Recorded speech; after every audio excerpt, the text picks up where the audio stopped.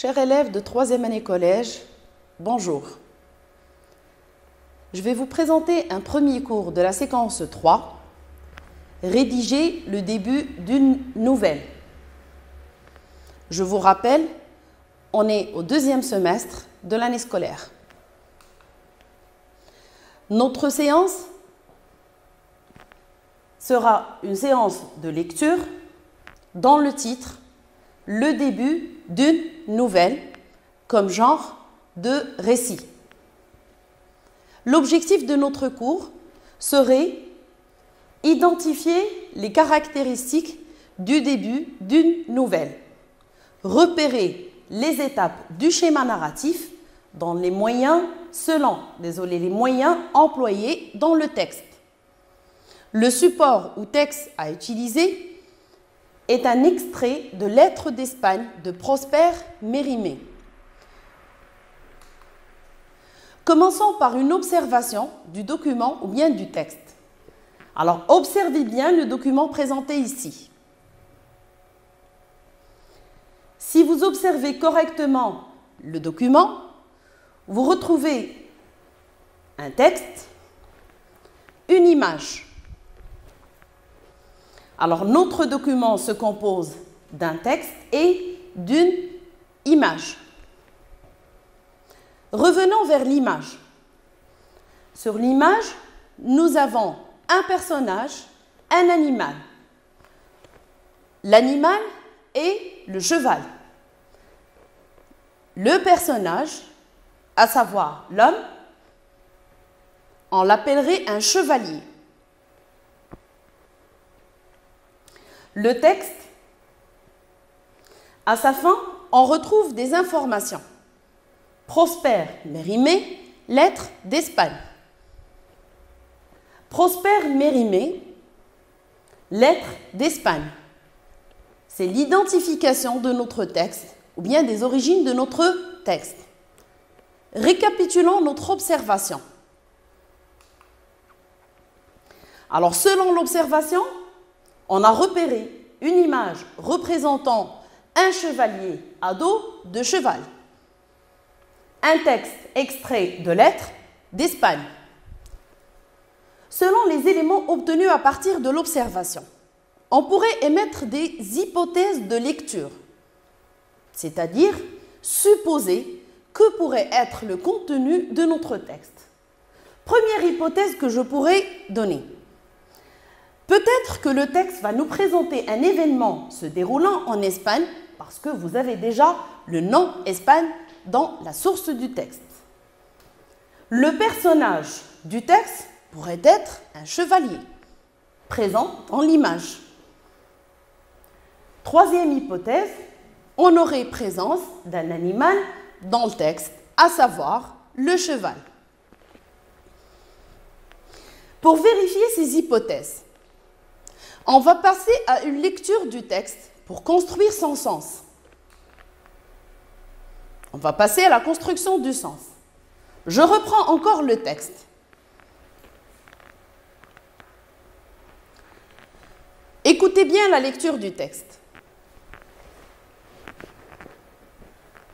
On célébrait une noce dans une ferme des environs de la commune andalouse d'Andújar. Les mariés avaient déjà reçu les compliments de leurs amis. Et l'on allait se mettre à table sous un grand figuier devant la porte de la maison. Chacun était en disposition de bien faire. Et les odeurs des jasmins et des orangers en fleurs se mêlaient agréablement aux parfums les plus substantiels, s'exhalant de plusieurs plats qui faisaient plier la table sous leur poids. Tout d'un coup, parut un homme à cheval, sortant d'un bouquet de bois à portée de pistolet de la maison. L'inconnu sauta lestement à terre, salua les convives et conduisit son cheval à l'écurie. On n'attendait personne, mais en Espagne, tout passant est bienvenu à partager un repas de fête.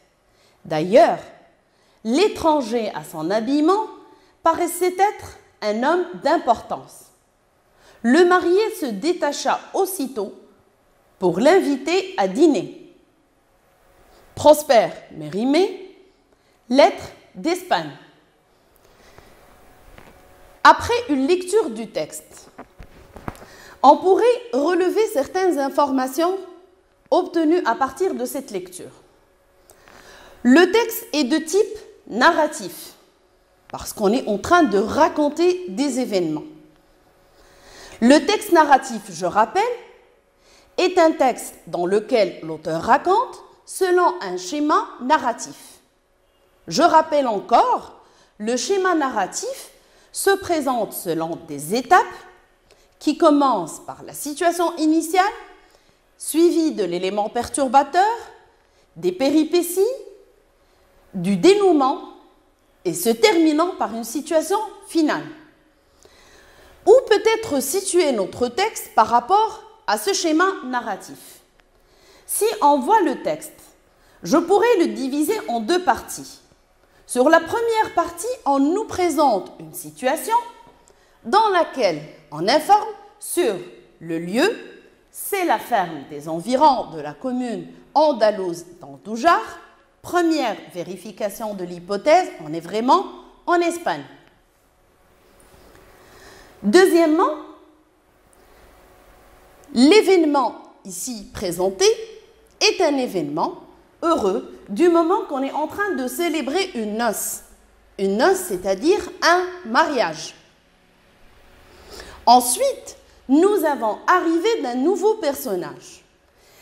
L'arrivée de ce nouveau personnage est annoncée par l'expression tout d'un coup.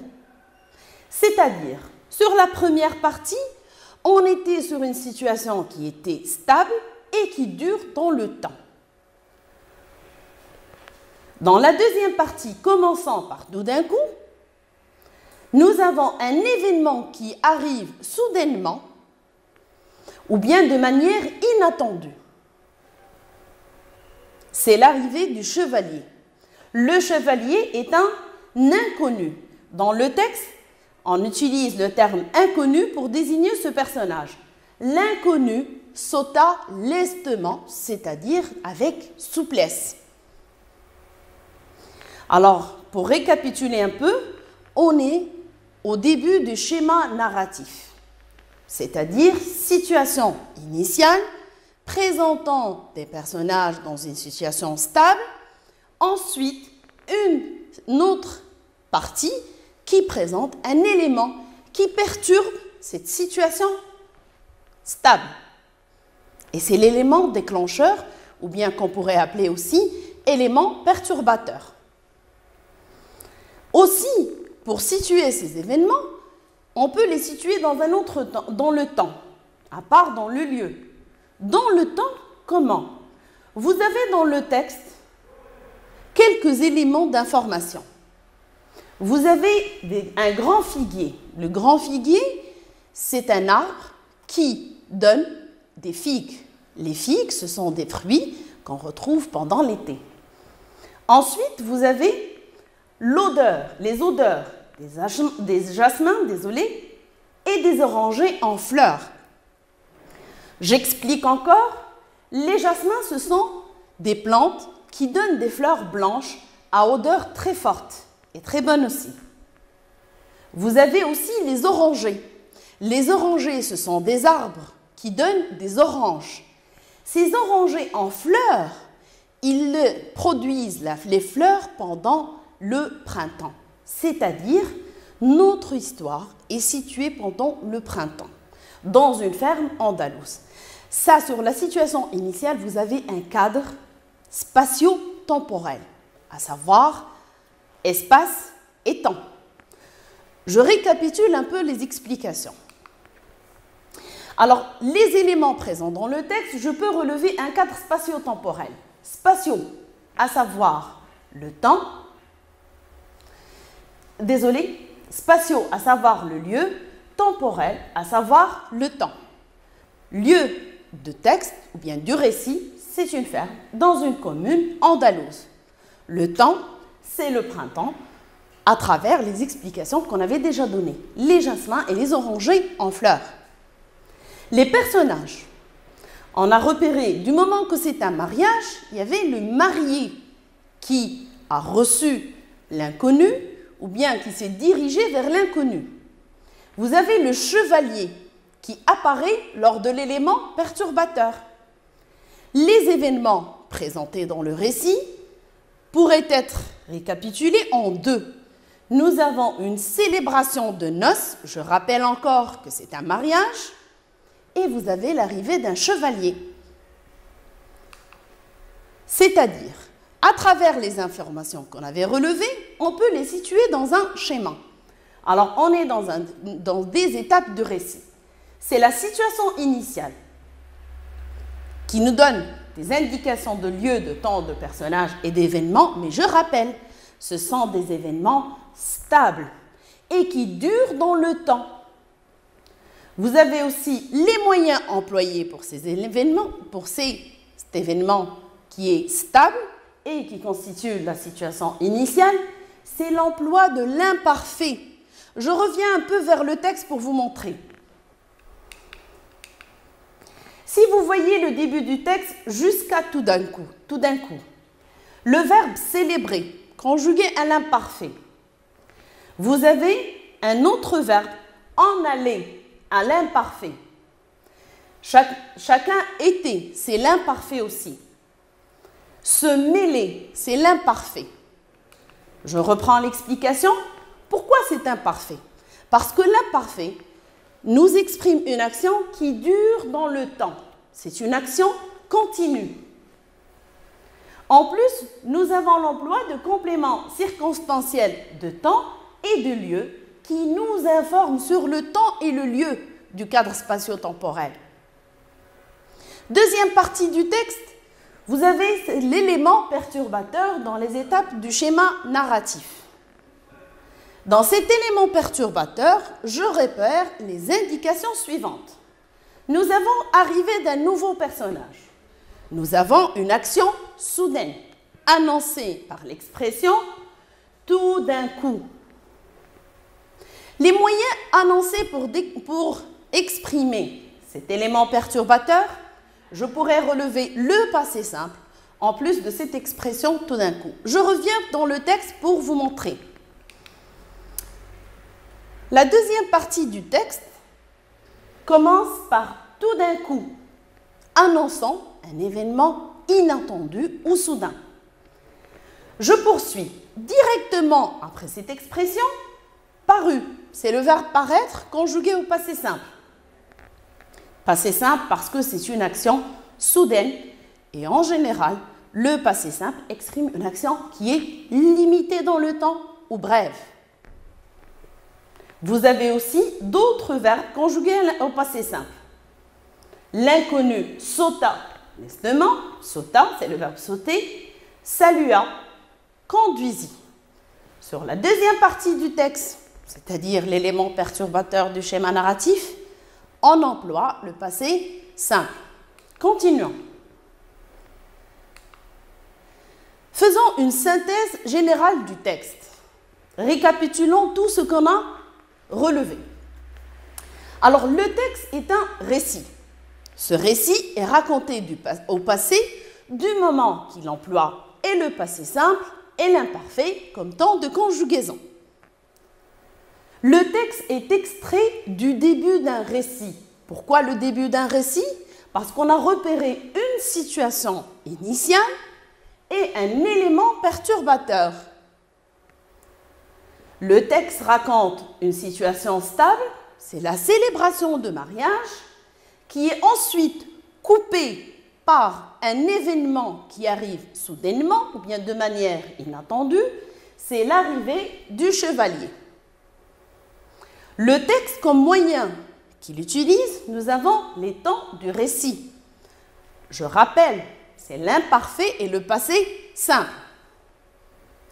La situation initiale est racontée à l'imparfait avec des compléments circonstanciels et des compléments circonstanciels de temps et de lieu pour préciser ce cadre spatio-temporel. L'élément perturbateur ou déclencheur est raconté au passé simple du moment qu'il arrive de manière inattendue. Et aussi qu'il est annoncé par l'expression tout d'un coup. Rappelez-vous bien cela, parce qu'on va réemployer les éléments et moyens étudiés dans le cours de lecture pour faire une production écrite. Alors, comme trace écrite qu'on pourrait garder du texte, on pourrait garder les éléments suivants. Alors, on est au début d'une nouvelle. Pourquoi la nouvelle? Parce que la nouvelle, c'est un genre de texte narratif. Source du texte, c'est-à-dire le livre duquel est extrait, s'appelle Lettres d'Espagne. L'auteur du texte, c'est Prosper Mérimée. Le type de texte, narratif, ou bien que je pourrais appeler facilement aussi récit. Alors, ce texte est extrait du début d'un récit et il s'agit de la situation initiale et de l'élément perturbateur dans le schéma narratif. Je continue avec un tableau récapitulatif. Sur le tableau, vous avez deux parties dans le texte. La première partie, depuis son début, on célébrait jusqu'à leur poids. C'est exactement la situation initiale dans les étapes du schéma narratif. Et, comme idée générale, nous avons la célébration des noces dans une ferme andalouse. Moyen employé dans cette partie, c'est les compléments circonstanciels de temps et de lieu et le temps de l'imparfait. Deuxième partie du texte commence par l'expression tout d'un coup jusqu'à la fin, c'est-à-dire à dîner. Et c'est l'étape du schéma narratif, élément perturbateur, ou je rappelle encore, ou élément déclencheur. Idée générale de la partie, arrivée d'un inconnu à la ferme à dos de cheval. Les moyens employés, l'expression tout d'un coup pour annoncer l'élément perturbateur et le ploie du passé simple. Je vous remercie pour votre suivi et bon courage pour la suite.